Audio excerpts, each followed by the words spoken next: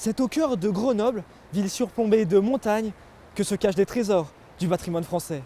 Des fameux monuments comme la Bastille ou encore la Tour Perret, cette ville n'a pas fini de vous étonner. Les Jeux Olympiques de Grenoble, l'écrivain Stendhal ou encore la noix grenobloise. Secret d'histoire, histoire vous révèle aujourd'hui le plus grand mystère de la capitale des Alpes.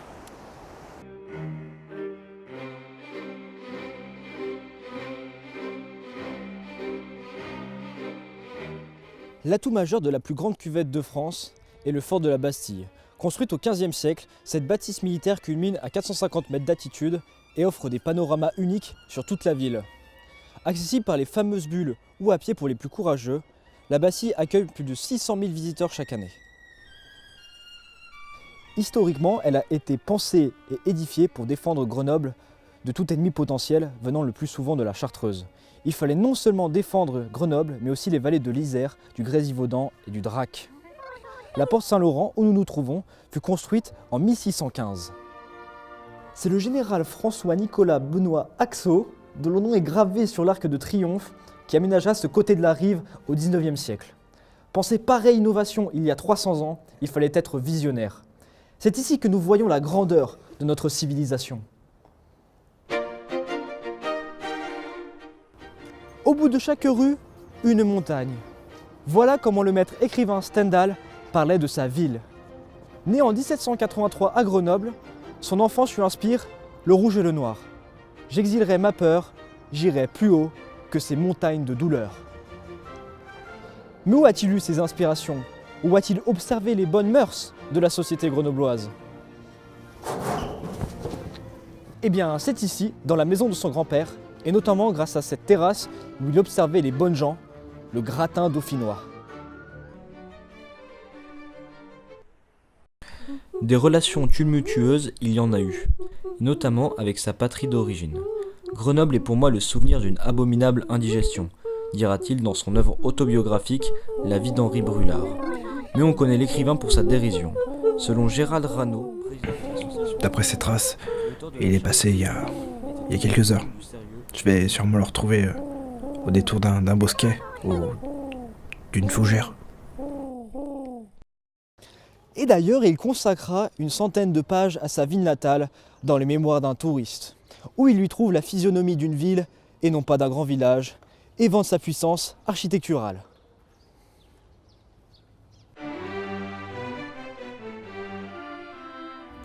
Si on évoque la puissance architecturale, la Tour Perret est un lieu incontournable de Grenoble. Du haut de ses 9500 cm, elle fut construite par Auguste Perret à l'occasion de l'exposition internationale de la houille blanche et du tourisme. Cet édifice est la première tour construite en béton armé. Elle se compose de 8 poteaux de gravier et de 72 pieux afin de soutenir la structure. Auparavant, il était possible de la visiter et d'y monter tout en haut grâce à des escaliers hélico-ictaux. Aujourd'hui, elle est désormais en travaux et sera de nouveau accessible au grand public en 2022. C'est ici même à Grenoble que se déroulent les 10e Jeux olympiques d'hiver en 1968. Pour cette occasion, le comité olympique sélectionne 35 épreuves, dont notamment le bobsleigh, le ski alpin ou encore la fameuse épreuve de patagine artistique. En cette période de guerre froide, c'est également une nouveauté. L'Allemagne de l'Est et l'Allemagne de l'Ouest se présentent séparément.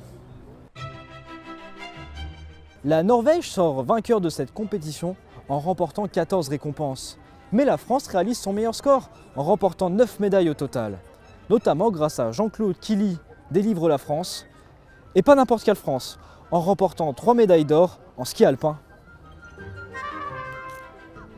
Ces Jeux ont permis à la ville de développer ses commerces, mais plus encore de nouvelles infrastructures sportives et routières. Notamment grâce à cet événement, on peut toujours visiter l'Agneau de vitesse ou le Palais des Sports, qui sont toujours des lieux plébiscités par les Grenoblois. Mais plus encore, c'est la France qui vit son prestige s'accroupir.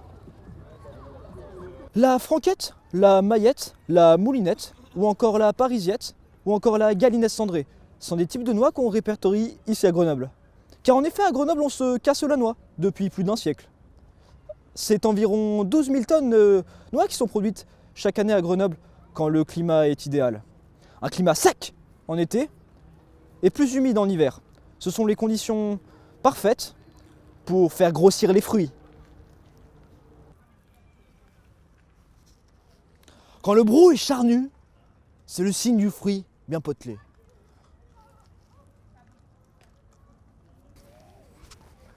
J'ai mangé tous les noix. On dirait le petit cerveau, hein. J'en peux plus de ce bruit. Chut!